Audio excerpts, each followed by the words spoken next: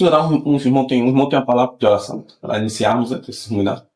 Pai querido, Pai Santo, nós estamos aqui para receber do Senhor. Nós te agradecemos, Senhor, pela visita do nosso querido irmão Fiquia. Nos trouxe tua santa palavra essa semana. Amém, Jesus.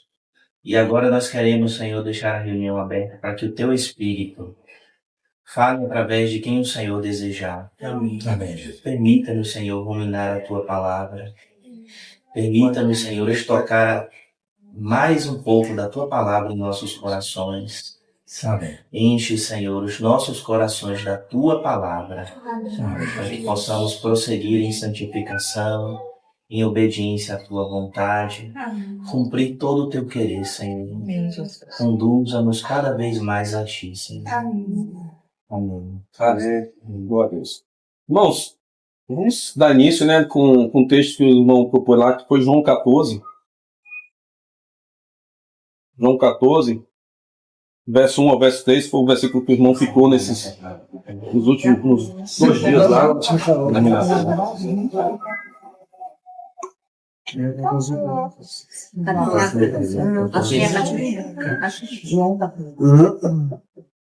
João 14, leu do 1 até o 3, e diz assim, João 14, do 1 ao 3.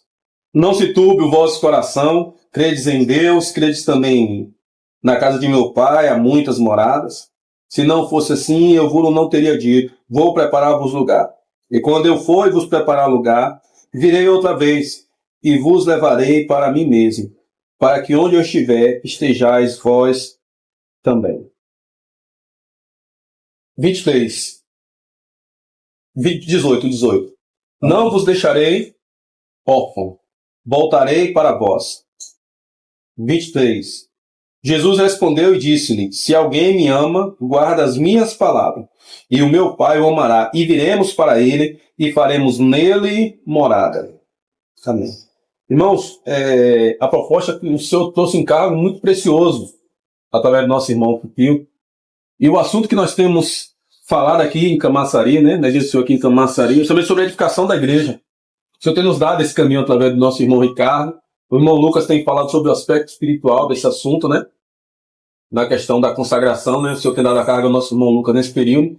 E eu tenho falado um pouquinho sobre a primogenitura nesse assunto, né? Sobre pegando essa consagração de uma forma individual, reconhecendo o chamamento do Senhor de uma forma individual para o serviço do corpo. E tem na igreja edificada. Então, os assuntos são um, né? Não muda o assunto, né?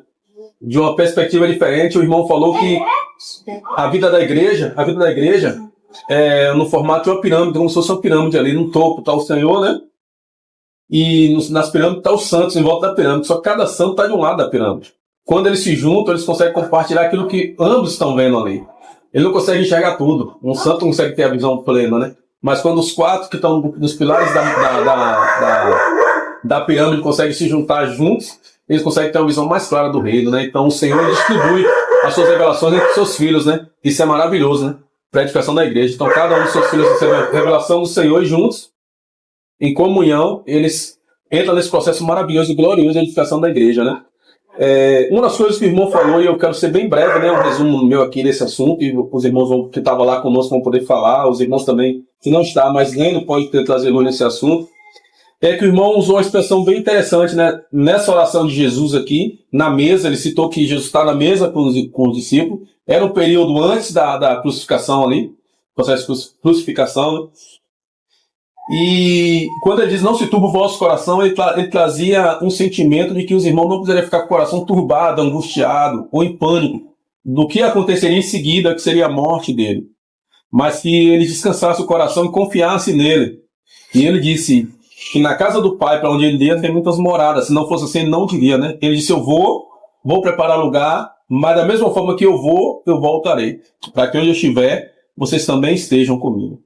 E uma das coisas que o irmão ressaltou e ficou muito forte marcado no meu coração é que o mundo, ele é uma entidade. Na perspectiva de mundo, é uma entidade. E que nós, como igreja do Senhor, como servo do Senhor, nos movemos, nos relacionamos com pessoas que são mortas, em um mundo que está morto e sepultado. Então nós caminhamos em um mundo de profunda escuridão, temos que negociar, trabalhar, lidar e viver o dia todo com pessoas que eram como nós, ou que são ainda como nós éramos antes de ter a luz do Senhor sobre nós. E o Senhor ele nos dá essa graça de, nesse ambiente, sermos guardados pelo Senhor noite todo dia. Então eu e você, nós estamos aqui porque o Senhor tem nos guardado, irmãos. Amém. O Senhor tem nos guardado. Esse foi o sentimento que o Senhor deixou bem claro, irmão, conseguiu pontuar ali, né? De que o mundo é uma entidade, é um espírito, né?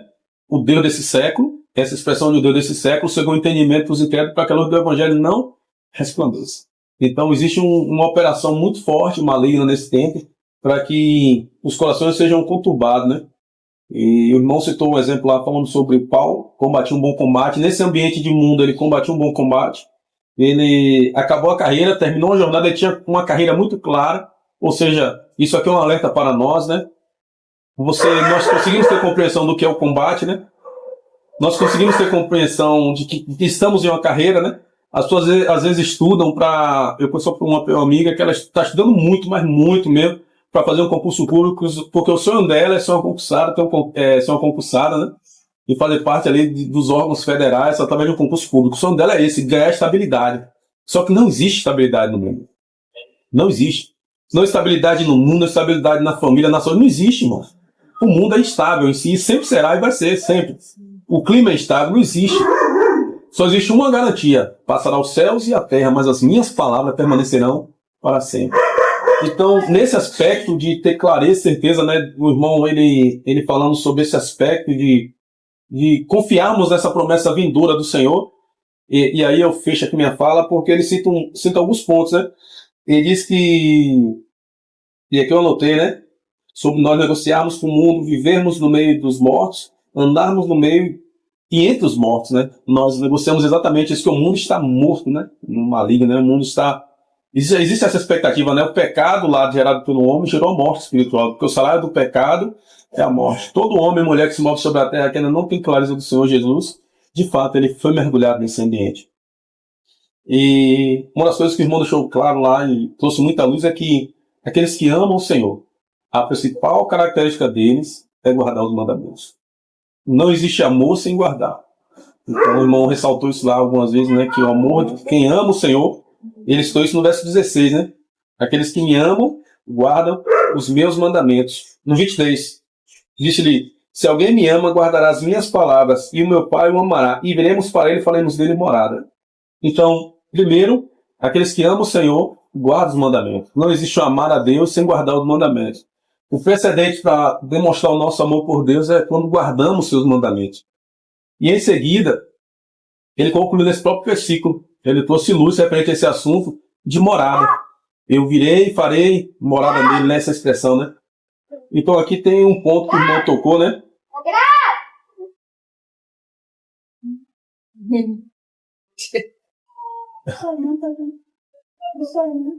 Ele citou alguns pontos, ele pegou um panorama e mostrou desde o início o desejo eterno do coração de Deus, né? Primeiro ele citou Salmo 33, que Deus, o Deus dos céus, né? O salmista está apontando como uma morada de Deus sendo no céu. Depois ele trouxe para eles, mostrando que Deus desejava não só habitar no céu, mas ter uma casa sobre a terra. Foi quando ele edificou o primeiro tabernáculo através de Moisés. Depois ele avançou um pouquinho e tratou o assunto sobre Davi e sobre Salomão. Não só um tabernáculo ali na terra, mas um templo. Então o desejo de Deus foi sempre habitar no meio do homem. Foi sempre ser habitação, sempre se mover e habitar no meio do homem. Nesse sentido assim, né? E aí o irmão trouxe muita luz quando ele fechou esse ponto, dizendo que tudo que nós vimos no Antigo Testamento, um Deus que habita nos céus, um Deus que habitou no tabernáculo com os homens ali através de Moisés, e um Deus que agora desejava ter um templo ali, um lugar de habitação nele. Esse Deus agora volta por não ter resposta positiva do povo, né? Ele usa essa expressão ali. E aí ele vem na pessoa do seu filho. E agora a morada dele agora se conclui, que sempre foi o propósito dele, habitação dentro do homem. Então o desejo de Deus ali, ele pega o paralelo durante a história e mostra, né, que o desejo do coração de Deus é de fato habitar dentro do homem. Então hoje nós podemos ter uma vida, ter o Deus habitando em nós, né? Amém. E ele cita o exemplo lá de Mateus, que nós falamos, de João, capítulo 23, que diz assim: eu, né, aquele que ama, guarda meus mandamentos, e o Pai o amará, né? E viremos, os três, né? A pessoa ali, né? Viremos e habitar, e faremos nele morada. Então o desejo de Deus sempre foi morar em nós, filho. Sempre foi se revelar através de nós, caminhar sobre a terra através de nós. Esse é o desejo claro do coração de Deus. E eu fecho aqui com uma fala do irmão que foi muito interessante lá marcou muito meu coração foi quando ele disse que esse versículo, né, vou preparar-vos lugar, não é para que entendamos que existe algo que não está preparado nos céus. Tudo já está preparado no céu. Desde a fundação do mundo, tudo já sempre esteve preparado. Deus não fará nada novo no céu. Jesus não fará novo no céu porque já existe, já está tudo preparado. Diferente de nós, que às vezes somos um pouco bagunçados em alguns aspectos, né? O Senhor, ele tem ordem, né? Ele é um Deus de ordem, então Deus sempre tem tudo em ordem. Então, nunca, nada sai do controle de Deus. Pode sair do meu controle, do seu controle, mas Deus não sai. Deus está no controle de todas as coisas. Ele é temporal, né? Ele está no controle, ele é onisciente, onipresente, onipotente. Nada sai do seu controle. Para nós, ficamos assustados, né, quando algo sai do nosso controle. Porque nós somos humanos, somos finitos, somos limitados, não conseguimos chegar nem um palmo antes, né? Não podemos acrescentar nem um palmo, né? A nossa vida, quanto mais entender com clareza a eternidade. Então, o lugar de habitação, que ele diz ali, ele diz, eu vou preparar-vos lugar. Esse preparar lugar, ele vai, mas o lugar onde ele está, ele prepara o lugar. E o lugar é o homem. O homem está sendo preparado para ser essa habitação, né? Então, nessa expectativa é que ele preparará o lugar para... E preparar o lugar é preparar os homens que estarão neste lugar. E quem são os homens, né? E mulheres que estão neste lugar? Somos nós. Então, a obra de Deus nesse momento é o que nós estamos tocando, é edificar a sua igreja para ser essa habitação. Somos essa habitação, mas para ser essa habitação. Então, hoje, o irmão foi maravilhoso e precioso nesse assunto. Pelo menos foi o que o Senhor me jogou luz no meu coração, né? Enquanto o irmão falava, né? Que esse processo de edificação hoje, que o Senhor está lá, ele enviou o seu Espírito para ser em nós, para forjar o nosso caráter enquanto caminhamos sobre a terra num processo de santificação, né? Então hoje, o Espírito de Deus se move sobre a terra, gerando em nós a santificação, o processo de santificação. Isso é maravilhoso demais para nós, irmão. Então nós temos um Senhor, um Deus, Criador dos céus e da terra, que ele enviou seu Filho ao mundo. Esse Filho volta e começa a preparar a morada dele. Que morada somos nós. Ele cita lá Hebreus, né? Hebreus capítulo 3, 4. Né? Depois, os irmãos podem ler aí, Hebreus 3, 4.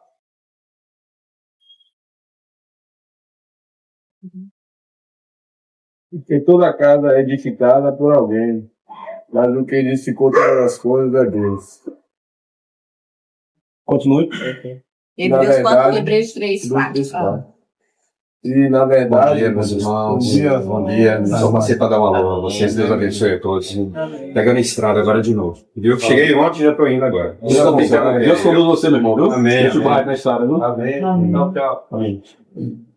Na verdade, Moisés foi fiel em toda a sua casa, como servo, para testemunho das coisas que se haviam de anunciar.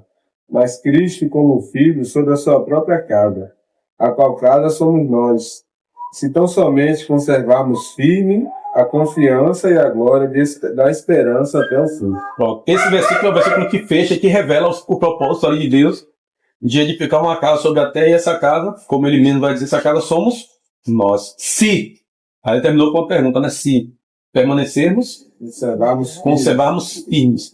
Então, o desejo de Deus permanece pronto. O desejo de Deus sempre foi fazer de nós uma habitação plena, mas nós temos a resposta positiva. Os cooperadores, né? Nesse momento nós devemos cooperar com o Senhor nesse aspecto de permitir que essa casa seja uma casa habitável, né?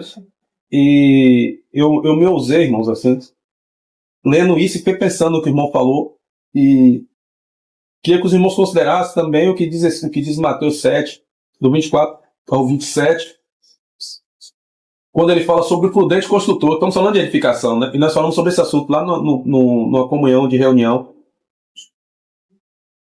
E olha que interessante, aqueles que ouvem as minhas palavras e praticam, pega isso aí, irmãos, e junta com João sobre preparar moradas, e vão perceber que faz muito sentido.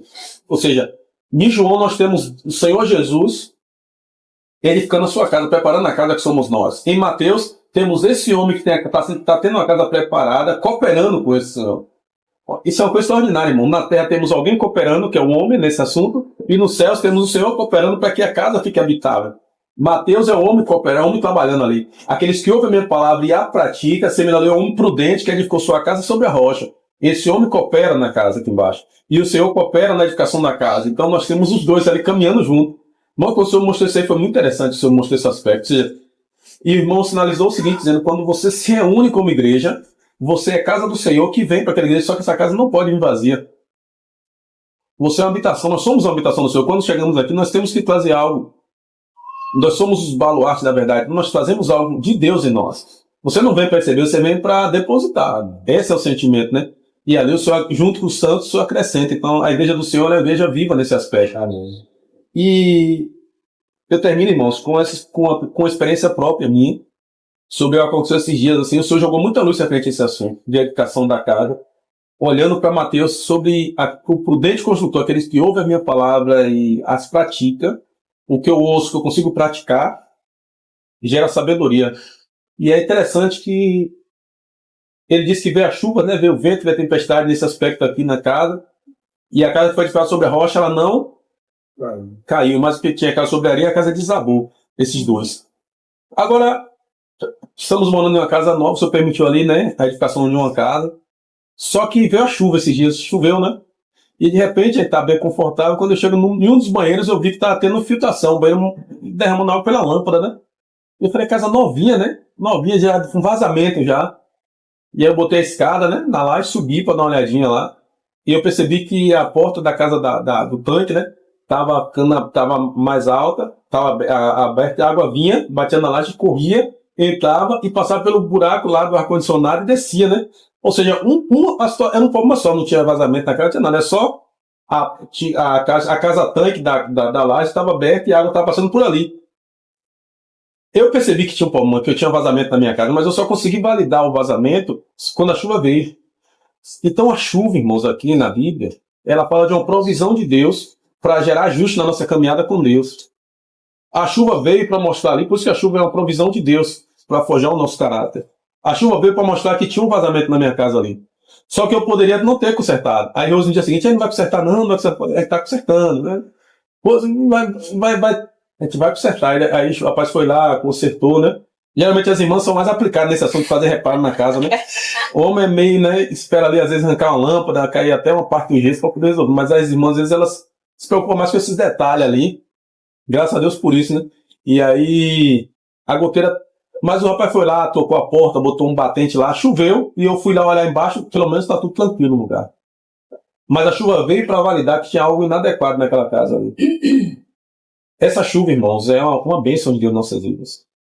Para poder mostrar onde tem pingueira na nossa casa. Nessa obra de edificação, irmão, nós olhamos para nós mesmos, vamos perceber sempre que há muitas pingueiras, mesmo tendo uma casa edificada sobre a rocha, há vazamento, há pingueira, tudo, mas tem uma coisa é certa, a casa não cai.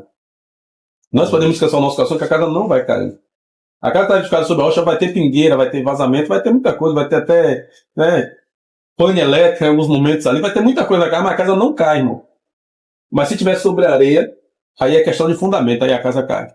Se não tiver a base, o fundamento, a casa cai mesmo. Qualquer vento ou chuva derruba aquela casa. Tem pessoas que estão casadas há muitos anos, passam lutas densas, terríveis ali, mas continuam de pé, caminhando, perseverando. Outros não aguentam nem um vento, já destrói tudo. Amizades são construídas há muitos anos ali, um ferrapeando o outro e vão avançando dentro da vida. Mas às vezes, um amigo não pode falar algo pro outro que acabou a amizade, já nem se falam nunca mais. Então, o seu desejo é que seja na sua casa edificada sobre a rocha. Para que vindo a tempestade, elas validem, irmãos. Vai vir. E elas vêm. Né? Que o Senhor guarde nosso coração. Essa foi a minha porção, né? Eu vou encerrar aqui minha participação nesse assunto aqui.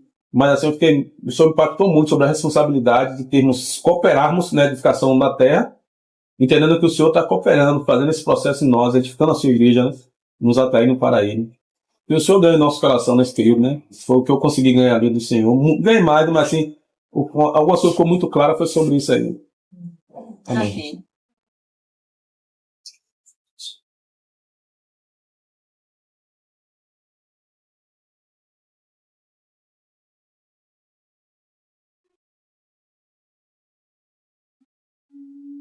Vou falar, né? Ninguém falou.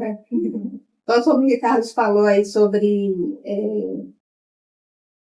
que o Senhor não vai desistir, né? Quando a casa está sobre a rocha, né? Nós somos do Senhor, estamos ali na rocha do cessado, mas muitas das vezes vem essa chuva, né? Que vai trazer problemas, vai trazer dificuldade, vai ter que ter alguns ajustes, mas o Senhor não vai desistir, né? Aí a gente pode até demorar, não consertar, e o buraco era assim, daqui a pouco fica maior, aí daqui a pouco mais o Senhor continua ali. Aqueles que são do Senhor, eu costumo dizer que pode ir para o fundo do poço, mas o Senhor até permite, porque ele precisa fazer uma obra, né, de restauração, né, como o Mar falou, né? A gente precisa ter uma obra de restauração de dentro para fora. Mas o Senhor vai trabalhar, né?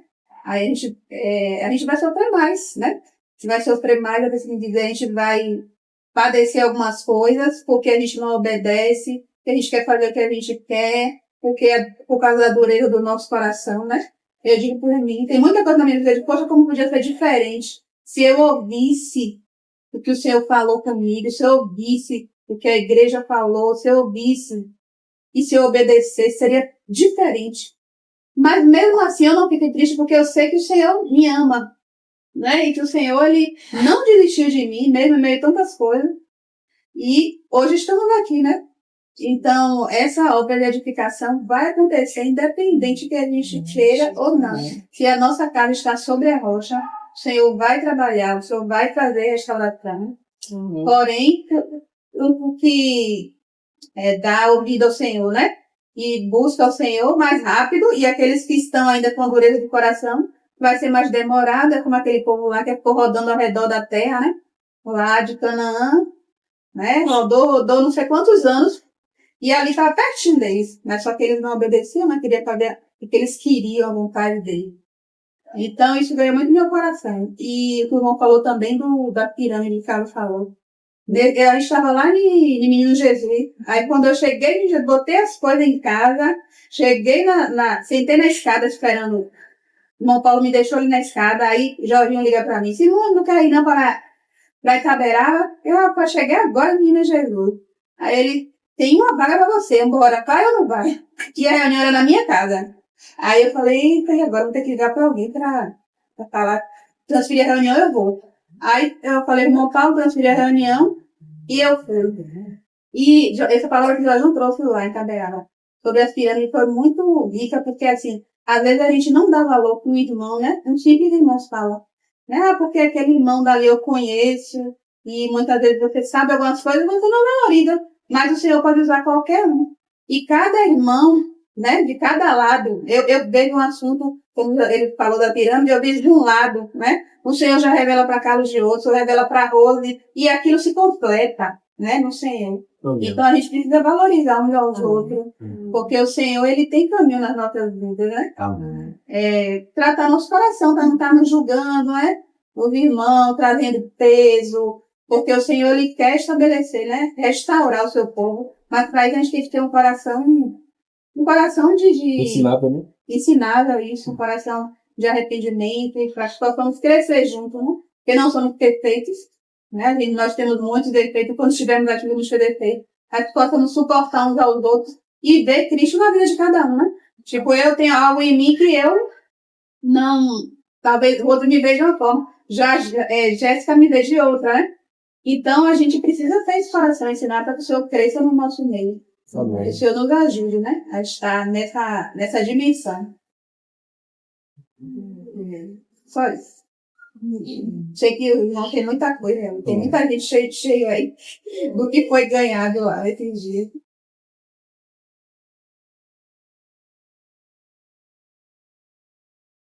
Eu gostaria de ler aqui João 15, 18.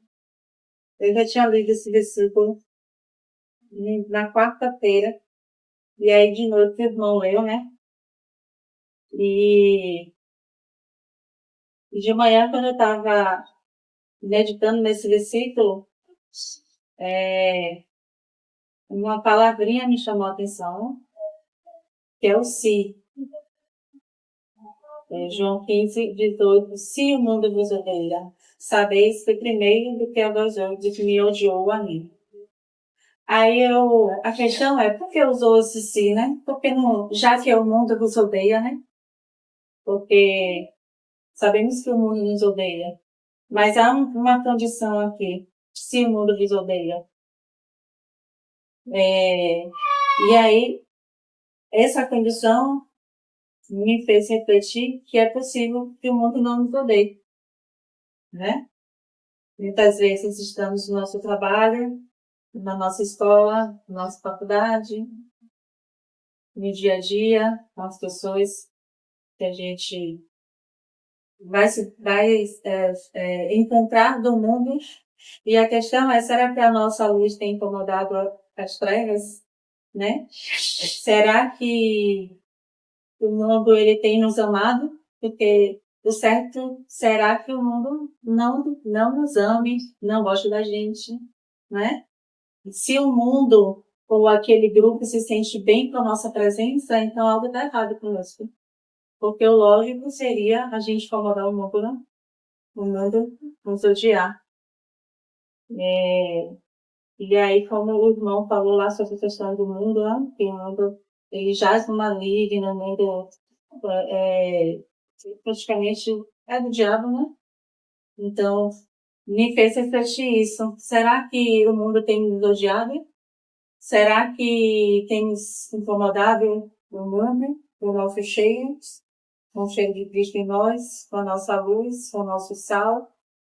Se não está, então a gente precisa refletir que algo errado pode estar em nós, né? Então eu queria trazer só essa reflexão. O mundo precisa nos odiar, senão algo está errado conosco. A não ser que o senhor queira, aquele que está perto, que o senhor queira trabalhar na primeira gente odeia, depois ele começa a ver, ó, não, eu preciso. Incomodar, né? Ó, eu preciso daquilo ali que ela tem. Ó, eu preciso daquilo. E aí o senhor começa a fazer aquela, né? Mas a início, né, ele realmente vai odiar.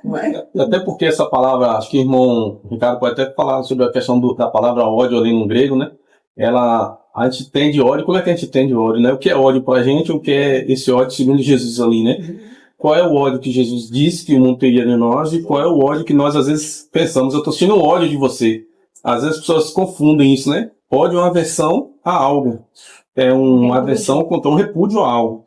Então, quando diz que o mundo vai te odiar, ele não vai querer matar você por aqui. Não é isso, né? O Rogério Dente não vai dizer assim, ele vai querer se afastar de você, porque tem algo em você que é totalmente contrário àquilo que para ele é natural.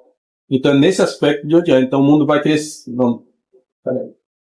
Essa irmã aqui tem algo que é diferente de mim. Ele não compactua com isso que eu faço. Então, odiar é o repúdio. Eu rejeito você porque você pensa diferente, porque você não concorda com os valores que eu concordo. Então, o mundo tem que começar a olhar para nós assim...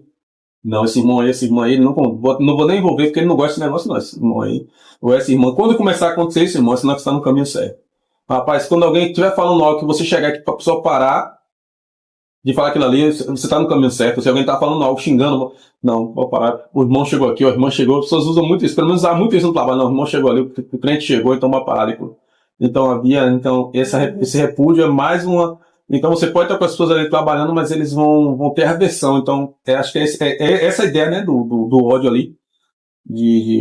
Mas claro que isso pode também terminar em morte, né? A pessoa ficar tanta raiva você querendo matar você por algo, mas assim. Ou como ela falou também, né?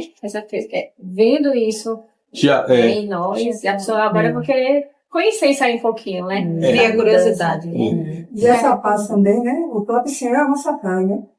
Essa semana eu estava falando comigo com a irmã no telefone, aí eu estava passando sobre a paz de Cristo com ela, né? Que as pessoas hoje estão vivendo, né? Uma situação que as crianças estão com autismo, TDAH, né? As crianças, o mundo está muito agitado. Aí essa semana eu fiquei presa no metrô, né? 1 hora presa no metrô. O metrô quebrou, quarta-feira, e muitas pessoas estavam presas, né? Aí teve uma pane no trilho, e aí teve que desligar o ar-condicionado. Mas tinha muita gente dentro de um vagão só, né? E as pessoas começaram a xingar, ficou um pânico, gente disse que ia desmaiar. Isso era mais ou menos 1 hora da tarde. E ali eu estava quieta, aí eu botei minha colega para sentar, né? Porque ela estava passando mal. E eu quieta. E ela, e aí, gente, estou tranquila aqui. Aí abriu as portas, pediram abrir as portas, as pessoas saíram para respirar, para estabelecer energia e a gente entrar. E isso já é rotineiro do metrô, né? Aqui é da Cometente. Aí eu conversando com a irmã de noite, aí eu falei, sabe qual é a nossa diferença? Porque a nossa paz, ela foi comprada com preço muito alto. A nossa paz, ela foi, o Senhor comprou essa paz com muita profundidade. E o mundo, ele não entende porque o crente não entra em pânico. O crente não fica desesperado diante da morte, diante da situação, da circunstância. E a gente incomoda por causa da nossa paz. E essa paz, ela excede de todo entendimento. Então, a gente hoje temos uma paz que o Senhor comprou no Calvário.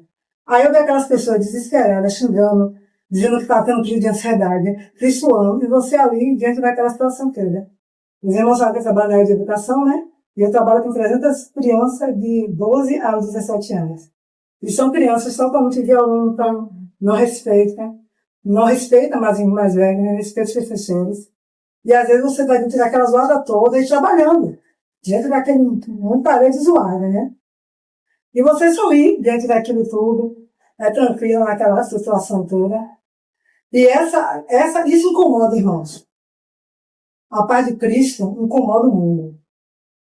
E eles querem saber por que nós somos lúcidos. Porque o mundo está perdendo a lucidez. Né? O mundo veio para a gente diante da nossa circunstância, as irmãs com criança pequena, os irmãos desempregados, aí passa por dificuldade financeira, problema no relacionamento, e a gente tem uma paz.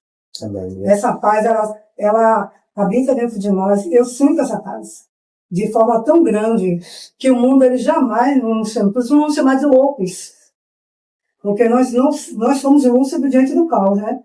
O irmão veio na conferência lá no Campo Grande há muitos anos, tem mais de 14 anos. O irmão, não sei se o nome do irmão, ele falou assim: irmão, o mundo, ele não é um caos desorganizado. O mundo é um caos muito organizado. E enganoso é aquele que pensa que o mundo não é atraente. O mundo, irmão, ele é muito atraente, né? A opressão. O mundo, ele é muito atraente em várias versões. Mas a paz de Cristo dentro de nós, ela excede toda essa atração. E às vezes você fica assim diante dos irmãos, né? Que a gente pode chegar no domingo, desfrutar, se alegrar, dançar e agradecer que a gente passou uma semana de tribulação, mas estamos em paz com Cristo renovado para a próxima semana do verão. E isso, irmãos, é algo que o mundo não entende. É muito gostoso, né? Porque eu trabalho com tudo tipo de gente. Isso é muito gostoso. E às vezes as pessoas te veem sorrir e não te vê triste por causa dessa paz, né? Aí eu falei, nada! Poxa, a minha paz foi comprada com um preço muito alto. O Senhor lutou pela minha paz. Ele foi até a chave da morte do inferno por minha paz. E o mundo ele não pode tirar isso porque já foi comprado, que é a paz de Cristo, né? E essa semana não estava compartilhando, mas eu com essa irmã compartilhando sobre a paz de Cristo. E eu não dou meu coração sobre a questão da paz de Cristo, que excede todo o nosso entendimento. Meu Deus. Realmente, Simone, é isso mesmo. Via de regra, a regra é que o mundo deve, a reação natural do mundo com relação à luz do Senhor é odiar, é repudiar, né? Sim. A palavra diz que a luz veio, que é o Senhor Jesus, mas os homens amaram as trevas. Por exemplo, você vê quando você vai fazer uma obra assim em algum canto, aí tem uma pedra na grama, você suspende aquela pedra e ali você vai ver barata, vai ver lacraias, aqueles insetos.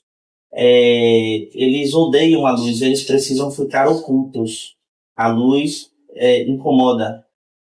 É mais ou menos isso. Sol da noite, né? Isso. Porque a luz do Senhor revela o pecado. Porque o mundo não quer o Senhor. Porque o mundo não se aproxima do Senhor. Não se aproxima no sentido regra, né? No sentido geral.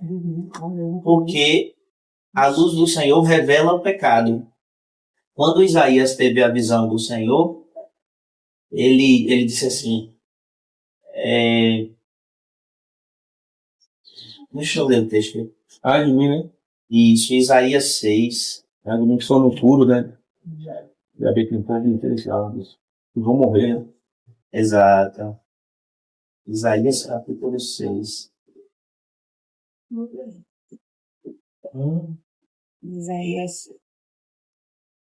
No ano em que morreu o rei Uzias, eu vi também ao Senhor assentado sobre o alto e sublime trono, e a cauda do seu manto enchia o templo. Serafins estavam por cima dele. Cada um tinha 6 asas, com 2 cobriam seus rostos, e com 2 cobriam seus pés, e com 2 voavam. E clamavam uns aos outros, dizendo, Santo, Santo, Santo. Observem que os serafins proclamaram por 3 vezes esse santo, né? há uma ênfase aqui na santidade de Deus. Santo, santo, santo é o Senhor dos exércitos. Toda a terra está cheia da sua glória. E os umbrais das portas se moveram à voz do que clamava. E a casa se encheu de fumaça. Então disse eu, ai de mim, pois estou perdido, porque sou um homem de lábios impuros e habito no meio de um povo de impuros lábios. Os meus olhos viram o Rei, o Senhor dos exércitos.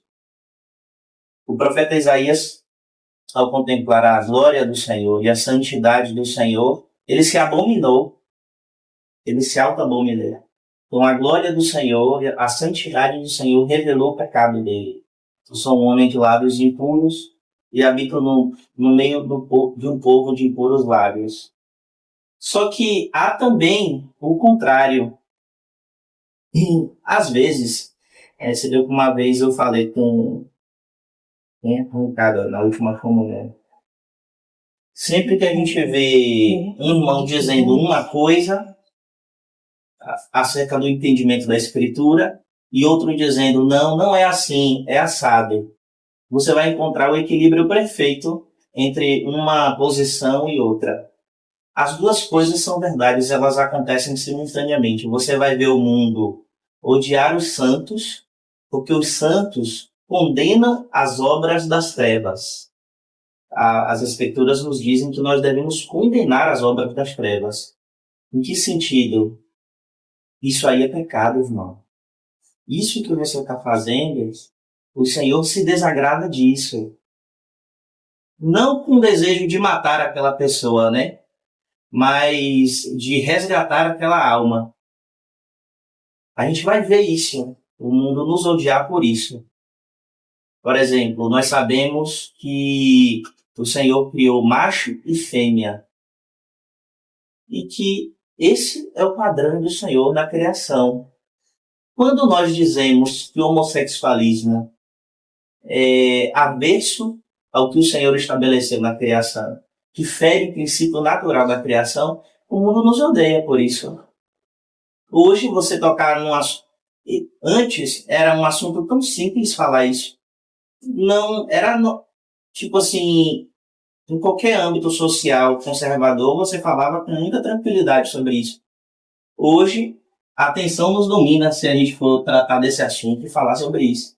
Até no meio, na cristandade, né? Então, quando nós proclamamos que o Senhor criou macho e fêmea, esse é um dos exemplos que eu estou citando. O mundo se manifesta com ódio contra isso. E muito ódio. Mas o contrário também acontece. Dentre esses que odeiam a manifestação da verdade por meio da igreja, há aqueles que se convertem ao Senhor e dizem, não, você está certo. Eu me arrependo de como eu era, de como eu vivia, e aí passa a amar o Senhor, né? O Osho, ele fala assim, o mesmo sol que endurece o barro amolece a cera. O sol, ele vai endurecer o barro vai ficar cada vez mais duro. Mas a cera, se exposta ao sol, ela amolece.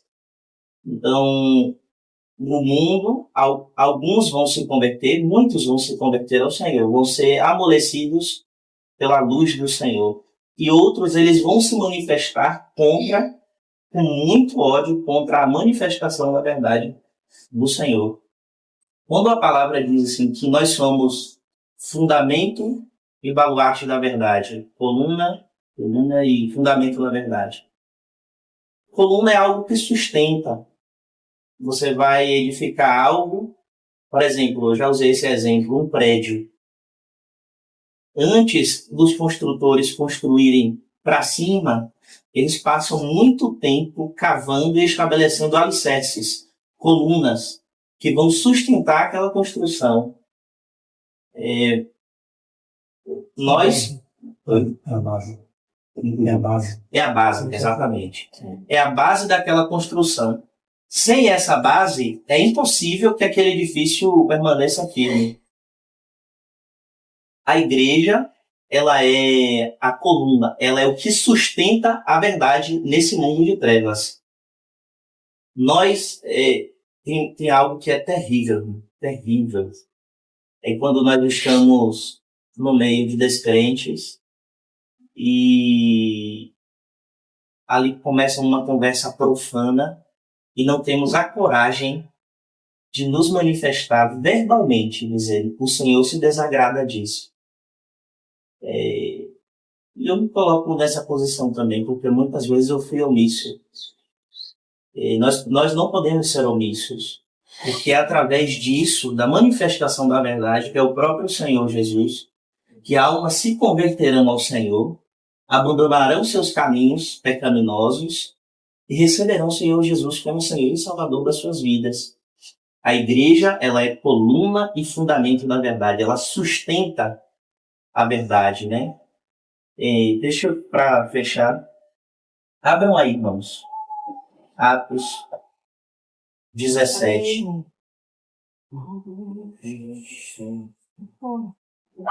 A partir do verso 30.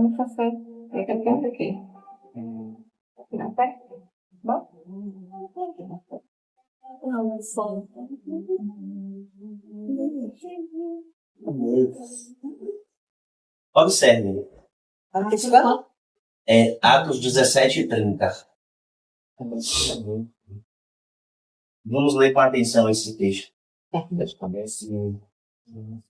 Pode estar diferente as versões, mas tentem atentar.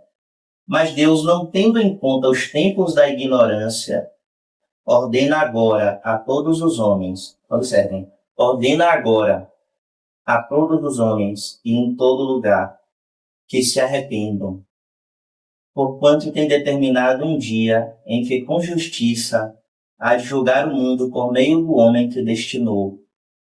E disso deu certeza a todos, ressuscitando-o dentre os mortos. Então, existe uma ordem de Deus para a humanidade: arrependam-se dos seus pecados. Então, precisamos dizer para os homens o que é o pecado. Precisamos, tanto as nossas vidas, quanto o que nós dizemos a ele. O Evangelho, alguns irmãos dizem assim, que as nossas vidas precisam ser um padrão. De fato, isso é uma verdade irrevogável. Mas o Evangelho também precisa ser falado. Ele precisa ser anunciado a tempo e fora de tempo, né, no nosso dia a dia. Quem são? Então, existe uma ordem do Senhor ao mundo: arrependam-se dos seus pecados. O Senhor ordena aos homens que se arrependam, porque Ele determinou um dia em que, com justiça, há de julgar o mundo. Irmãos, se não formos nós, a igreja do Senhor, os responsáveis por dizer isso ao mundo, quem é então? Essa mensagem, ela fica oculta. Se nós não formos aquele agente que entrega uma intimação, o oficial de justiça. Paulo, olha Você lembrou da conversa? Nós somos oficiais de justiça para entregar ao mundo, não com ódio, né? Não, de maneira alguma. Ainda que seja fervorosamente, mas não dizemos não.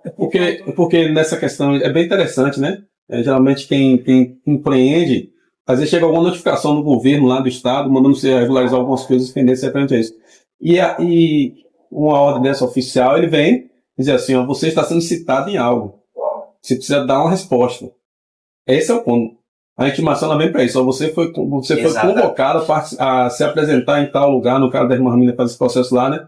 No caso do pessoal fiscal, você tem que regularizar seu CPF, um exemplo, né? Você foi intimado a resolver a sua individual. Você vai chegar com o seu CPF lá, vai entregar você. A partir daí você vai ter que decidir. O que é que as pessoas fazem geralmente? Nessas condições, a primeira coisa que a pessoa faz é o quê? O que é que a pessoa faz? Se assusta. E depois? Ela vai lá e se apresenta? Mas como é que ela foi para se apresentar? Ela chama quem para ir com ela? Advogado. Pronto. Amém. A intimação é entregue. A intimação é entregue. Quem é que entrega a intimação? O oficial. Mas em seguida o oficial até dá uma dica, diz, cara, vou te dar uma dica, não vai lá sozinho não. Amém. Vou te apresentar também um advogado, e o governo faz isso, né? Tem lá defensoria pública, né? Para quem não tem condição de pagar um advogado, toda pessoa, irmão, isso é interessante, isso aplica muito claro. Toda pessoa que é presa, tive a oportunidade de visitar alguns detentos uma vez, ela é presa, ela tá lá, e o Estado, né, o órgão de direito, ele é obrigado a fornecer um advogado, que chamamos de defensoria pública, fazer a defesa daquela pessoa. Ele não pode comparecer diante do juiz sem um advogado de defesa. Não pode. Ele não pode dizer sozinho. Se autodefender, não pode. Tem que ter alguém ali, um advogado, para fazer a defesa dele, mesmo que ele seja condenado, mas tem que ter um advogado. Ele não pode estar diante do juiz sem advogado. Mesmo que seja culpado, ele não pode estar. Então, esse advogado vai estar lá. Aí, e no nosso caso, o advogado é o Senhor. É o Jesus, Senhor. né? E ele fala sobre isso, né? Nós temos um advogado, não pequei, mas se vocês pecar, a intimação chegou. Você chegou esse advogado. Mas se você pecar, recebeu a intimação, vai lá. Exato. Temos um advogado no céu. Temos que usar, irmão, esse advogado. Temos que usar. Entrega só a condenação. Temos que. Eu vou contar uma experiência aqui, já que ele abriu esse ponto aí, né? Desculpa puxar para esse assunto aqui, mas acho que faz sentido o senhor. Creio que o senhor tem esse caminho, né? Sobre esse caminho. A gente tem um grupo de advogados que nos dá assessoria na empresa. E eles dizem assim, uma coisa que fala bem claro para a gente, nunca assine nenhum documento jurídico sem que antes faça para a gente. Nunca. Porque vocês podem estar assinando armadilha, pode ser uma pegadinha, armadilha. E a gente faz isso, chama um contrato, a gente manda para aquele jurídico lá, ele valida esse assim, esse assina, esse não, pede fazer de ajuste ou não. Então, o nosso advogado deveria ser usado mais vezes, né? O senhor deveria ser, nós deveríamos ir aos pés dele mais vezes, né? Mas também, irmão, só para... O Senhor estabeleceu, como fala aqui em Atos, o dia do julgamento. Mas antes que esse dia chegue, ele mesmo providenciou o meio pelo qual o homem pode ser perdoado desses pecados. Ele pode obter a absolvição, né? Então, nós somos os responsáveis por anunciar isso ao mundo. E aí, como eu falei, irmãos, nós vivemos um tempo de muita opinião, muita. Você abre o seu celular, você vai ver, vixe, meu Deus do céu, Instagram, TikTok, que são até ferramentas úteis. São úteis para, principalmente quem trabalha com vendas, com comunicação. Mas, às vezes, nós nos deixamos levar. O constante contato com aquilo pode mudar a nossa forma de pensar acerca de como nós vemos o mundo. E aí passamos a achar que tal coisa não seja tão grave assim, quando nas Escrituras é amplamente revelado que o Senhor condena como pecado. E aí, no nosso âmbito social, no dia a dia, no trabalho, pessoas que nós conhecemos, às vezes participamos de conversas profanas e o Senhor se desagrada. E aí acabamos trazendo ainda mais condenação, tanto para aquela pessoa que ouve, quanto para nós mesmos, na posição de filhos de Deus. Porque como filhos de Deus, precisamos brilhar a luz do Senhor, né? E a luz, ela revela. Você chega na rua, à noite, e você entra na sua casa, antes que você possa transitar no ambiente, você liga a luz, para que você possa saber onde você está. A luz vai mostrar onde está a mesa, o sofá e todos os objetos. Se não tem algo no caminho para que você não pise naquilo, a luz faz isso, ela mostra, revela. Então nós, como filhos de Deus e filhos da luz, precisamos brilhar sobre o mundo a verdade do Senhor, para que essa verdade mostre ao mundo o pecado. E o Senhor disse que quando Ele vier, convencerá o mundo do pecado, da justiça e do juízo. Irmãos, o Espírito Santo de Deus convence o mundo do pecado, da justiça e do juízo, também pela igreja. Pela igreja. Você não vai ver, o Evangelho não se prega sozinho. O Evangelho, ele se mostra ao mundo através da igreja. Pregar o Evangelho não é apenas você convidar uma pessoa para a reunião. Não é você dizer assim, ó, Jesus te ama apenas, não. Você precisa de mostrar para aquela pessoa que sem Jesus Cristo ela está condenada. e que ela precisa se reconciliar imediatamente com o Senhor. Isso, você precisa alertar aquela pessoa do estado de morte e condenação em que ela está. Você está morto, você está condenado, segundo as Escrituras, ainda que ela te ache ridículo, ainda que ela te ache religioso, porque hoje, nos dias atuais, obediência ao Senhor é visto como religiosidade. Não seja tão radical, né? Para que mais radical, irmãos? Essa mensagem, a mensagem das Escrituras, de fato, só pode ter sido preservada ao longo dos séculos pelo Senhor. Porque quando você lê as Escrituras, ela não tem meias palavras, ela chama de pecado o que é pecado. E mostra, né? E mostra o pecado, exatamente. Então, é isso, irmãos. Não tem mais o que dizer. Irmão, eu só abrir uma parte para que você está me explicando. Eu não permiti. Lá na escola, a gente está com um caso de uma missão, né? Que é interessante, que a gente vive entre irmãos, né? A gente vive entre irmãos e a gente é pecado e o inimigo, ele não dorme. Ele não dorme. Lá a gente tem um caso de menino no 9º ano, o nome dele é Henrique, né? Ele é um ótimo aluno, comportadíssimo demais. Só para trazer a situação que o Murilo estava falando sobre o pecado, né? Chegar à luz da Escritura. Ele, meu irmão, aparentemente é uma menina. É uma menina, fisicamente, esteticamente, é uma menina. Mas ele é um menino. Biologicamente. Aí a diretora me perguntou, a coordenadora, as meninas lá que trabalham comigo na secretaria, e a gente ficou curioso, mas ninguém chegava até o menino para perguntar o que ele era realmente, né? Aí, mas não é uma menina, mas é um menino. Mas ele tem um corpo, ele não tem formato de menino, mas ele tem um jeito, não tem aquele jeito, mas algo nele tem uma coisa de menina. E ninguém perguntava. Aí eu cheguei, ele não bota brinco, não tem... Não, mas ele tem uma estética de um menino. Aí eu estava na biblioteca semana passada trabalhando, aí ele foi lá para conversar comigo, chamei ele para questão do cadastro aqui pelo Gov. Aí eu perguntei a ele assim, como é seu nome? Ele falou, meu nome é Henrique, tia. Aí eu falei, seu nome é Henrique? Na certidão de nascimento, ele falou, Henrique na certidão de nascimento. Aí eu comecei a perguntar para ele, eu posso te perguntar algo? Ele falou, pode, tia. Você é uma menina ou você é um menino? Você se sente como? Ele é um menino. Eu sou um menino. E essas coisas, irmãos, a gente estamos no mundo e nossos filhos têm que falar também a linguagem do mundo. Porque senão eles ficam confusos das coisas na palavra e o que está acontecendo no mundo. O mundo ele não está tendo misericórdia. Aí a diretora até depois chamou a coordenadora e falei, a gente não pode ficar passando a mão pela cabeça. Aí ele falou, não, tia, eu sou menino. Se Deus te criou como menino no ventre da sua mãe, ele falou como um ventre. Você é assediado, ele sou, tia. Eu, menino. Aí eu falei, então vamos mudar o quadro? Corte o cabelo. Porque ele tem um cabelo, irmão, lindo, lindo, lindo, lindo. E aí ele tem o cabelo de uma menina, de costa ele é uma menina, mas ele disse que se sente um menino. Aí eu falei, então bora tentar mudar esse quadro, eu falando pra ele. Aí ele disse, como, tia? Corta o cabelo de menino. Muda suas roupas, porque ele não veste roupa de menina, mas a calça que a mãe compra é de uma menina. Que idade ele? Ele tem 14. Aí eu falei, você se sente um menino? Ele, menino, tia. Então, bora mudar esse quadro conversando com ele, né? Sobre você ser um menino. Aí a diretora me perguntou para falar para ela, né? Eu falei, ele é um menino, ele não é uma menina.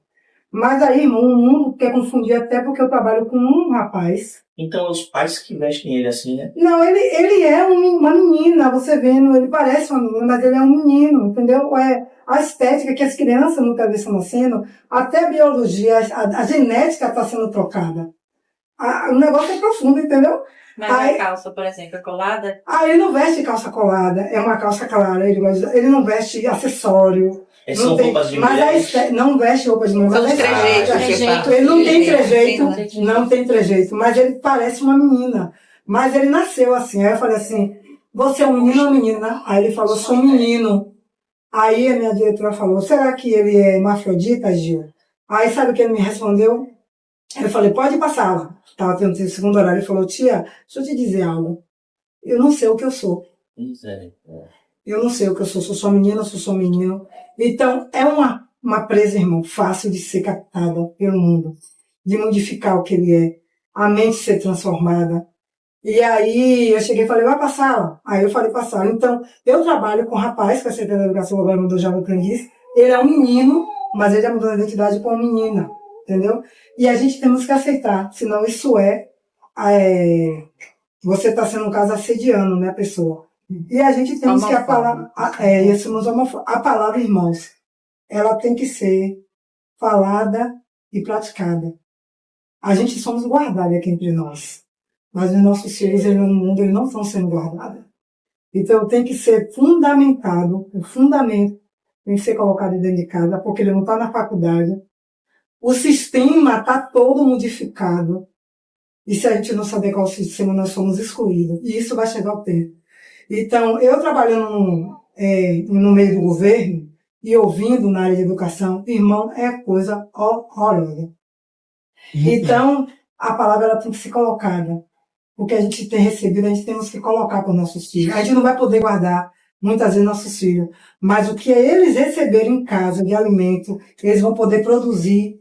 É isso. Eu falo pelo meu filho. Eu tenho um filho, Felipe, e Felipe, ele me contava algo, e hoje ele com 30 anos, ele falou para a esposa dele algo interessante. O que eu aprendi me guardou o que minha mãe me passou.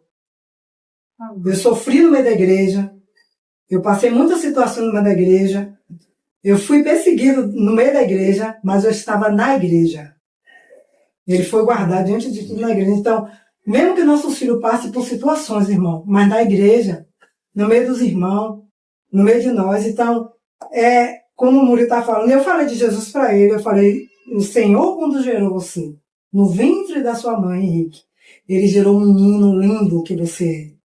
E você não mude isso que o Senhor fez, porque um dia ele vai cobrar isso de você. Aí ele chegou, e quando ele me falou isso, eu não sei o que eu sou, tia. Isso que o mundo está colocando para nossas crianças lá fora, né? E a salvação tem que ser pregada. O amor que tem dentro do Senhor, ele tem que ser colocado para as pessoas no mundo, né? Não só entre irmãos e irmãos. Esse amor ele tem que ser proclamado, tem que ser manifestado no mundo, porque o mundo está carente de amor, né? E é isso que eu queria colocar os irmãos, não cortando o assunto dos irmãos, pelo amor de Deus. Acrescentando. A Bíblia diz que o mundo já no maligno, né? E a gente está vendo que esse é os últimos tempos. Então, o inimigo, ele tá com as garras assim, ó, para pegar mais, que o Senhor tá voltando. Então, quanto mais ele pegar, ele agarrar, né? Nossa. Então, a gente tem que estar realmente com a nossa vida no altar. A gente sabe que a gente está aqui no Senhor, a gente sabe que a gente está debaixo de oração, a gente está orando todos os dias pelos nossos filhos, pelos filhos dos nossos irmãos.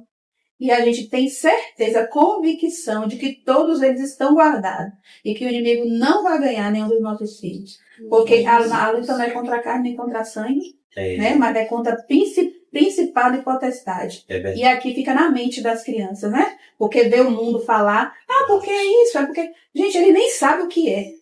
Ele não sabe nem o que é isso. Porque se a gente pegar, tentar ele e dizer, olha, você sabe o que é isso aqui?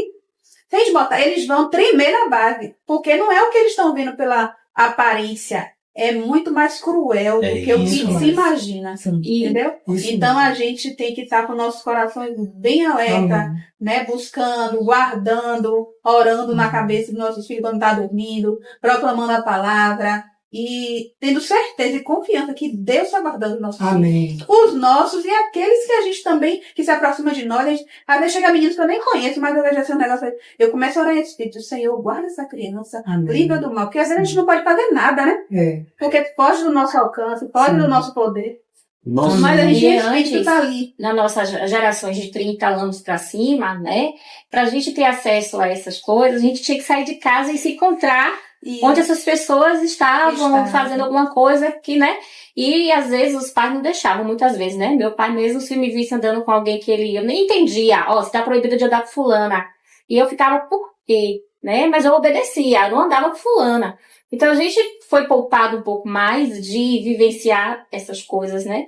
Mais mundanas, porque a gente tinha essa coisa de A gente, pra viver isso, ter contato, porque assim, tinha que ir. Tinha que ir. Hoje não. Hoje não. Vem até as crianças e os adolescentes, através do celular, das redes sociais, dos jogos, né? Então, eles não precisam mais nem sair de casa para ter contato, né? Eu lembro que eu nunca tive contato com um cigarro de maconha na minha vida. Nunca tive em ambiente onde tivesse. Né? Então, assim, porque eu era poupada porque o meu pai não deixava eu ir para os lugares. Mas hoje não precisa mais não deixar ir. Não precisa mais. Tá vendo? Isso. Essas coisas estão em todos os âmbitos sociais. E as crianças estão acessando a partir É dos jogos, das redes sociais, né? Então, elas estão entrando em contato a partir daqui. Não precisa nem ir mais lá. É mesmo. Eu queria ler um texto aqui em Mateus. Pode ler, Queria ler um texto aqui em Mateus 24. Amém. Que eu até vi essa mensagem e mandei lá no grupo do irmão Jéssica, fala, né? Nele que ninguém vos engane, né? Aí fala aqui no verso 24:4. Os discípulos perguntaram a Jesus, né? Quando aconteceria sobre a vinda e tal. Aí ele começa respondendo, Senhor Jesus, acautelai-vos, ou vede, que ninguém vos engane. Então, assim, sobre esse assunto que a gente está trazendo aqui, né? A arte do engano, ela hoje está muito evidente, trazendo confusão, né? Na mente de adultos, de jovens e crianças. E pelo que eu entendi, que o irmão que o trouxe, ele tem trazido esse encargo sobre a vinda, a volta do Senhor, né? Eu acho que foi esse tema que ele tratou novamente. Minha esposa comentou comigo uns flashes do que aconteceu na reunião. E louvado seja Deus, porque o Senhor tem nos preparado para isso. A preparação da vinda do Senhor é a igreja edificada. E o Senhor está trazendo esse assunto entre nós sobre edificação. Porque o Senhor vem arrebatar uma igreja edificada. Então, o assunto que o irmão trouxe sobre a volta do Senhor e o assunto que estamos tratando sobre edificação, ele casou perfeitamente. Assim eu estou entendendo, se os irmãos perceberem que eu estou equivocado, por favor, me ajuda. E eu estava pensando, irmãos, que o Senhor Jesus é o dono dessa casa, foi falar sobre morada, e o Espírito Santo é o pedreiro. E ele nos une pela palavra, né? No Espírito e pela palavra, que nos regenera e nos lava. Então, a importância de nós atentarmos, irmãos, e preservarmos a palavra nesse tempo é de suma importância. Porque é o que pode nos salvar. É o que pode nos salvar nessa era de engano. Porque o Senhor Jesus começou a responder aos seus discípulos acerca disso. Vede que ninguém vos engane. E hoje, irmãos, a arte do engano ela é totalmente feroz contra a igreja, né? Acerca de princípios e sobre, de fato, a palavra preservar. Eu contei aos irmãos que, quando mais jovem, eu tive a oportunidade de ingressar no mundo esportivo e eu estava numa situação, irmãos, que eu tinha de tudo para me desviar naquele momento. Mas a palavra me salvou. A palavra que eu ouvia de meu pai e minha mãe me salvou. Então, a importância de ser inculcada a palavra do Senhor em nossos corações, porque ela nos salva do engano. Esse engano que hoje nós vemos, evidente no mundo, nas redes sociais, no trabalho. O que pode nos salvar desse engano, irmãos, é a palavra do Senhor. E a palavra nos salvando gera edificação e nós somos responsáveis em atrasar ou apressar a vinda do Senhor. Quanto mais edificados nós somos, estamos dizendo ao Senhor, Senhor, volta logo. Queremos que o Senhor venha logo. Mas se nós retardamos esse projeto de edificação, dizendo, Senhor, eu não quero que o Senhor volte. E quanto mais retardamos, irmão, mais o engano, ele toma conta do mundo, querendo nos estragar, né? E aí o Senhor, ele responde os discípulos dessa forma, né? Vede que ninguém vos engane, né? Então, que o Senhor nos ajude nesse tempo, para que esse engano também não tome nosso coração, né? Porque ele é muito sutil. Amém. E se nós não estivermos balizados na palavra, fundamentados, né, sobre a rocha, como o irmão citou, de fato, né, podemos também ir por esse caminho. Amém, irmãos. Eu quero chamar a atenção para uma coisa aqui, que eu acho que merece um pouco de mais. Existe um termo que nós usamos na teologia, que é um termo que diz assim, ipsissima vox Iesu. O que saiu da própria boca de Jesus. O que é que Jesus fala a respeito do mundo? Jesus fala lá vem o príncipe deste mundo. E ele nada teme. O governante desse mundo não é o Senhor. É o diabo. ele é o príncipe. O principado do mundo, é o diabo. Não existe um principado neste momento da parte do Senhor sobre o mundo. Existe um principado da parte do Senhor sobre nós. Sobre a igreja. Sobre a igreja. E nós manifestamos a luz do Senhor neste mundo de trevas. Amém. Então, quando você continuar lendo, após o verso 18, que Jéssica leu, Jesus conclui. Ele diz assim, verso 19. 15 e 18? 19. Ele diz assim: se vós fosseis do mundo, o mundo amaria Porque era seu. Significa que o mundo nos amaria. Se o mundo nos ama, algo de fato está errado comigo. Meu Deus, é mesmo. O mundo não pode nos amar. Não. E Não mais, pode, é o verdade. irmão Carlos está certo quando ele diz assim, começa com a aversão, acho que foi a irmã que falou aversão, rejeição. O ódio começa com rejeição, mas o ódio depois se manifesta com assassinato dos cristãos. É isso. A primeira igreja foi assassinada. O ódio era aversão a eles, mas depois foi assassinato. Eu vou esquecer até o período medieval. Se os irmãos forem na África hoje, o Boko Haram está matando os cristãos na África a ponto de Donald Trump ter que mandar uma ordem judicial internacional para 3 países na África, dizendo que se eles não impedirem do Boko Haram assassinar cristãos, que os Estados Unidos vão invadir a África. Sabe quantos cristãos morreram só no início desse ano pelo Boko Haram? Vocês irmãos têm ideia? Mais de 10 mil. Meu Deus. Ano passado, o Boko Haram matou só de cristãos na África quase 100 mil.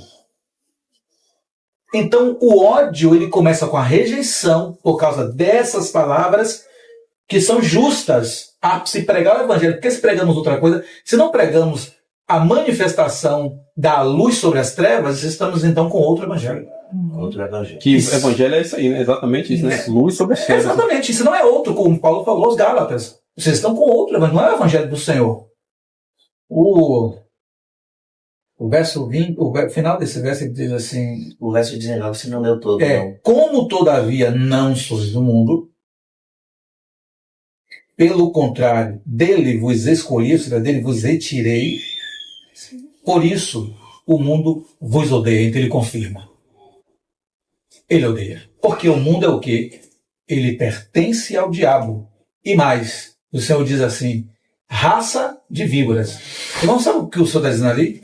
Que eles são filhos do diabo. Eita, meu Deus. Amém. Todos aqueles que estão no mundo são filhos do diabo. O Senhor diz assim sobre nós, eles estão no mundo, mas não são do mundo. Há uma diferença. Estamos no sentido de fisicamente, geograficamente, cosmologicamente estamos no mundo. Cosmologicamente estamos no mundo. Mas não somos dele, porque dele o Senhor nos tirou. O próprio significado de igreja é eclesia. É tirados para fora de onde? Do mundo. Porque não pertencemos mais ao mundo. 2 frases do Senhor, por meio de Paulo é dito assim: foste transportado do reino das trevas para o reino da luz. E o outro, transportado do reino das trevas para o reino do Filho do seu amor. Um é de trevas para a luz. A outra realidade é das trevas para o reino do Filho do seu amor. Quem é esse Filho do amor do Senhor? O Senhor Jesus. E esse reino é ao qual nós estamos vivendo, ainda que estejamos aqui, vivemos esse reino. Então, ele odeia. Lembrai-vos da palavra que eu vos disse, não é o servo maior que o seu Senhor. Se me perseguiram a mim, também perseguiram a vós outras. Se guardaram a minha palavra, se guardaram a minha palavra, se guardaram a minha palavra, também guardarão a vossa. Tudo isso, porém, vos farão por causa do meu nome, porquanto não conhece aquele que me enviou. Coreia do Norte, eu mencionei isso na reunião passada. A Coreia do Norte acabou de condenar uma família porque descobriu uma Bíblia na mão deles, na casa deles. Essa família foi condenada, se eu não me engano, o homem a pena de morte, a esposa a prisão perpétua em campos de concentração da Coreia do Norte, e a criança, o bebê deles foi condenado à prisão perpétua. O bebê está condenado à prisão perpétua. O mundo odeia os cristãos, de fato. Agora, indivíduos acho que mencionou o Fernando, Simone, irmão, indivíduos por causa da luz que brilha em nós, né? Brilha a vossa pequena luz, ela brilha? Não. Brilha a vossa pequena luz. Essa pequena luz, quando brilha, alguém então olha. Diante desse mundo de trevas, quem é aquele brilhando? É Cristo em nossa vida. Quem é aquele que brilha? É o Senhor em nossa vida. Então o Senhor brilhou. E aí impacta a vida do outro. Aconteceu uma situação, vou fechar, comigo numa cidade que eu fui arbitrar um evento de xadrez. Eu sou árbitro nacional de xadrez, né? A Bahia só tem 4 árbitros nacionais de xadrez, eu sou um deles. E eu fui arbitrar um evento ontem aqui. E então eu fui atacado, né, por um homem que estava jogando, e esse homem era cristão.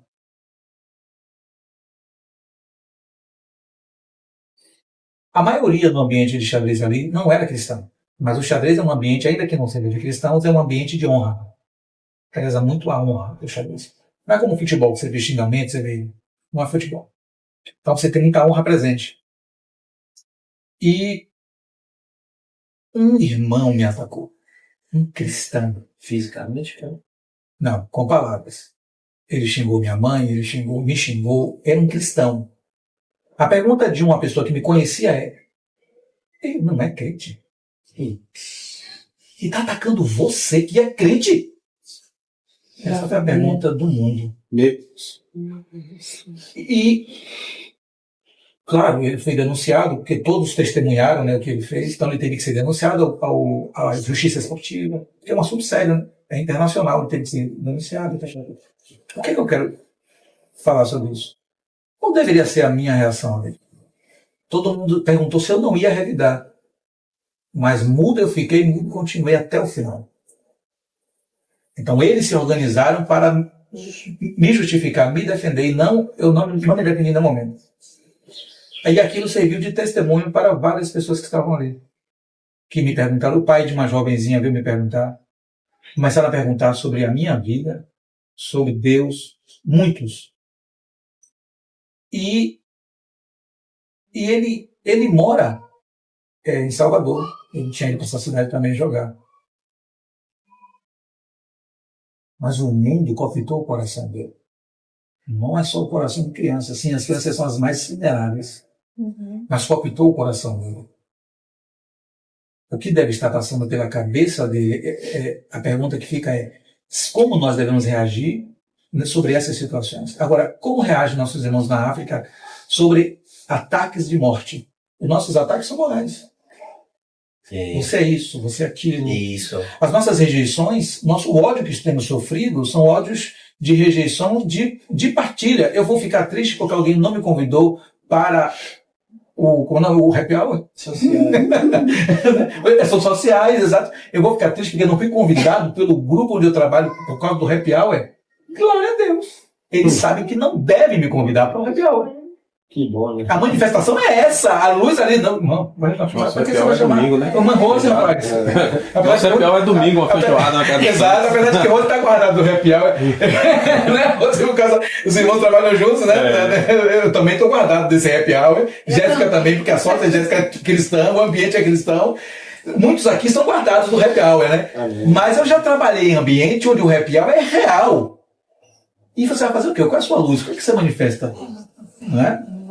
Onde nós trabalhamos, o que é que manifesta? Claro, irmão, sobre o assunto happy hour que o garoto perguntou. O happy hour é porque quem trabalha na sexta-feira, aquilo que você ouviu hoje na internet, dizer assim, sextou. Esse sextou é ir para um bar logo depois do trabalho, não passa nem em casa, sai do trabalho e vai direto para um bar e ali fica-se até de madrugada, até o explorar da noite. Comendo, bebendo. É um churrasco, dia de sábado, né?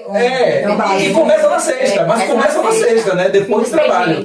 O experiência, após o último expediente da sexta-feira. Então, só que isso, quando você vai ver, as pessoas estão em confusão.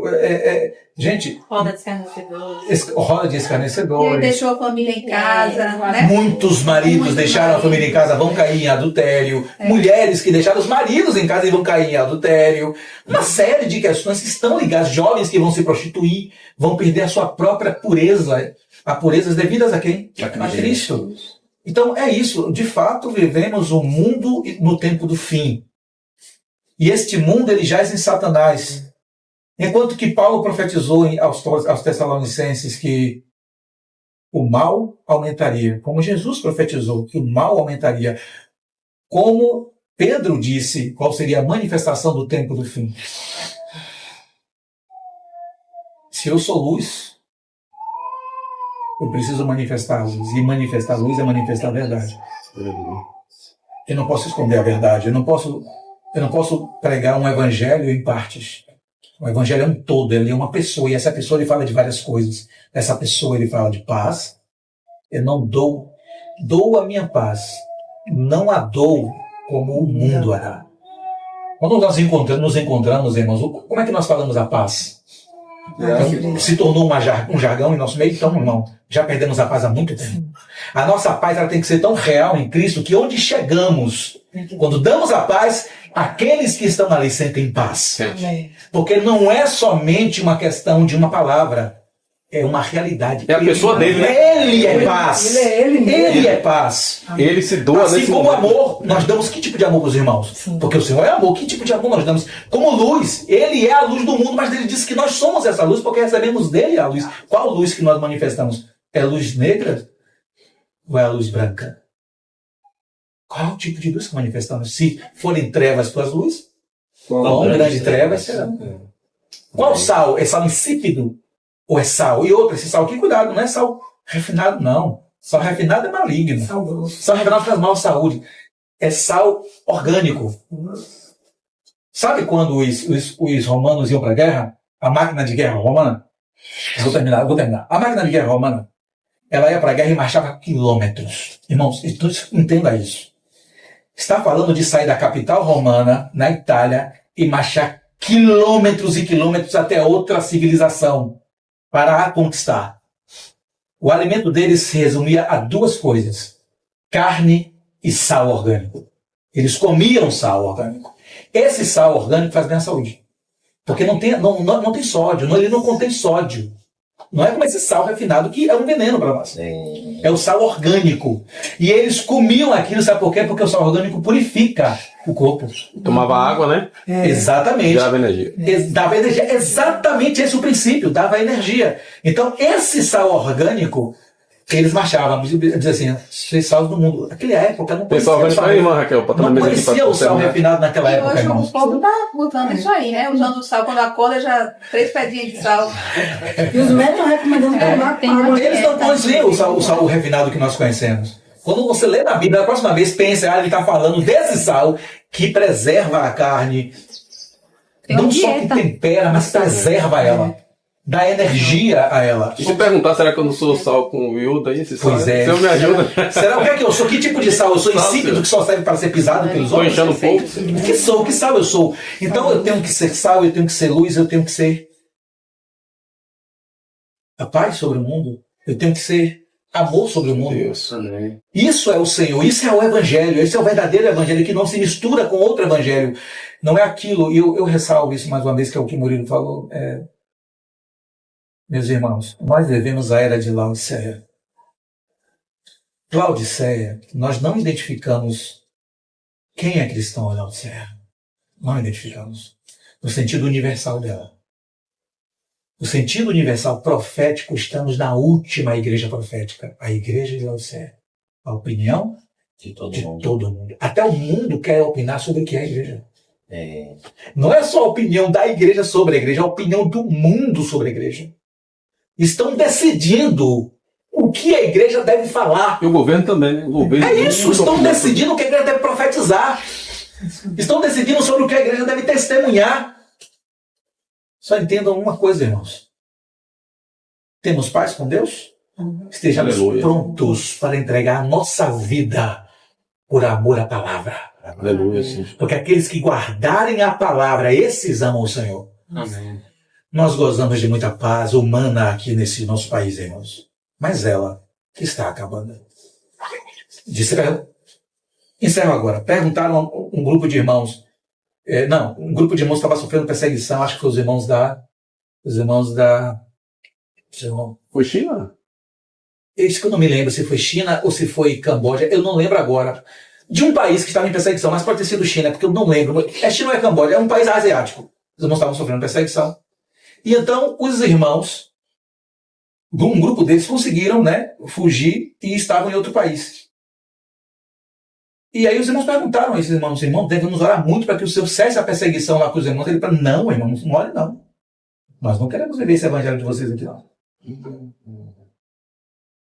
Deixa a perseguição. Né? Meu irmão, a gente tá reclamando porque tem 4 reuniões no mês. A gente está reclamando porque vai durar, porque a reunião, na semana, porque a reunião dura 4 horas. Eles que estão debaixo de perseguição estão clamando a Deus um lugar seguro para conseguir se reunir, para pelo menos partir o pão. Isso não chegou até nós ainda. Mas segundo as leis que eu tenho visto que estão sendo aprovadas, logo chegará. Logo, alguns de nós seremos presos por causa da profetizar da verdade. E logo a perseguição sanguínea começará sobre o mundo inteiro. Então não duvidemos do que o Senhor falou, se perseguiram a mim, a vós também perseguirão. Se odiaram a mim, a vós também odiarão. Se crucificaram a mim, a vós também. Meu Deus. Aquele que não poupou, o Senhor não poupará o rebanho do Senhor. Meu Deus. Jesus é o Senhor. Amém. Amém, irmãos. Glória a Deus, né? Glória a Deus por esse tempo.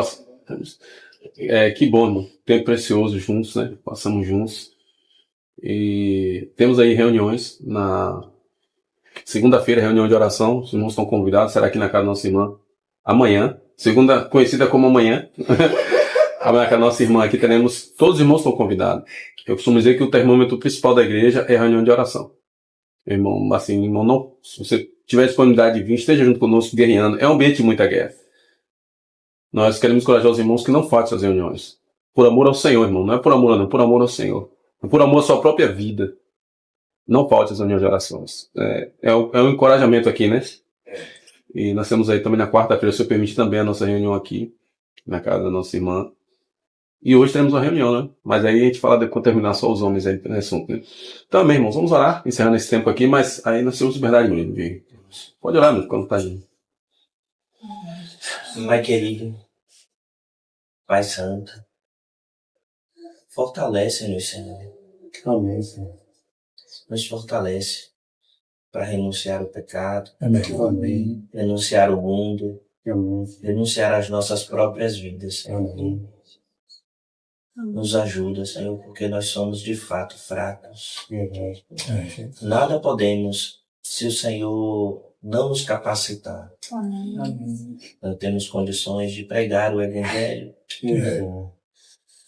porque é o poder do Teu Santo Espírito quem conduz os homens a Ti mesmo, Senhor. Não temos em nós mesmos capacidade alguma para ser testemunhas do Senhor. Essa capacidade vem do próprio Senhor. Nos ajude, Senhor. Põe a Tua palavra em nossos lábios, para que possamos proclamar ao mundo a Tua verdade, Senhor.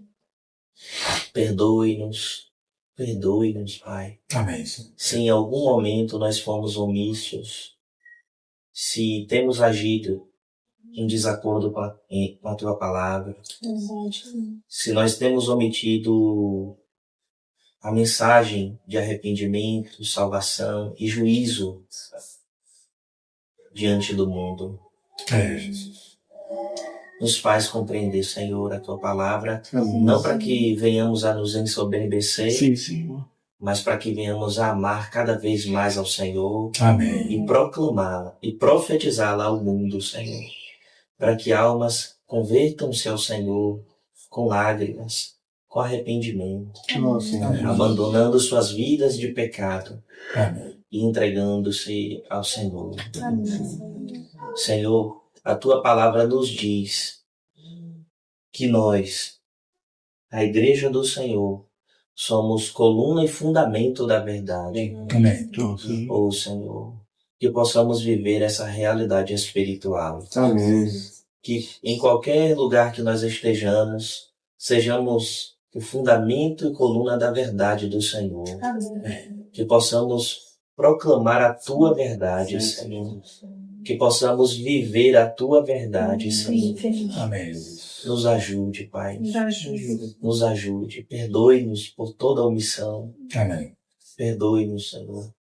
E nos põe no caminho da cruz. Que o Senhor nos fortaleça pelo poder do Teu Santo Espírito. Em nome do Senhor Jesus. Amém. Te agradecemos, Senhor, pela palavra que o Senhor nos trouxe nessa manhã. Encha-nos. Que o Senhor une essa palavra em nossos corações. Para que não venhamos a esquecê-la, mas que venhamos amadurecê-la cada vez mais dentro do nosso espírito. Que a Tua palavra domine todo o nosso ser, Senhor. Que a Tua palavra guie o nosso comportamento, o nosso falar, o nosso agir e o nosso reagir também. Amém. Amém. Irmãos, nós queremos